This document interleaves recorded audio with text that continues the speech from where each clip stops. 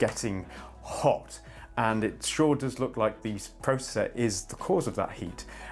So to make sure that any mod has a chance of working, I need to targetedly cool this area to see whether the camera then decides that it's not overheating.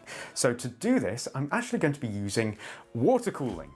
So to start off, I'm going to utilise a couple of tiny little water blocks from AlphaCool, but because the power board has to clip into place above the processor, which is what we're trying to cool, I can't attach them directly to it. So instead I'm going to use a small piece of 1mm thick copper to make a rudimentary heat spreader to pull heat out from underneath the power board. Copper is a great conductor of heat, so it should do well for this. Once the water blocks are screwed in place, they're ready for some tubing, which can then be hooked up to some adapters that interface with standard computer water cooling components. Here I've got a small radiator, again from AlphaCool, which I attached in line with a pump and reservoir. As you can see, the flow isn't amazing or anything due to the diameter of the small tubes, but even so, it should handle a lot of heat. To test it, I shoved 15 watts into a tech element and it was able to keep the hot side reasonably cool, so that should be plenty for what's needed here. I'm going to mount this little water block directly to the processor with some thermal compound, which is typically much better at transferring heat than thermal pads, and to keep it in place I'm going to be using the original metal plate. With the power board clipped back in place too, the rear of the camera can be plugged back in as well.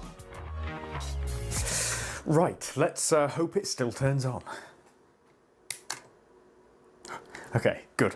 Right, so it's turning on okay, it's all ready to test out. And with all the cooling it could possibly want, we need to see how long it's going to record for. And remember, we have 20 minutes here to beat. Right, let's hope it still turns on. Okay, good.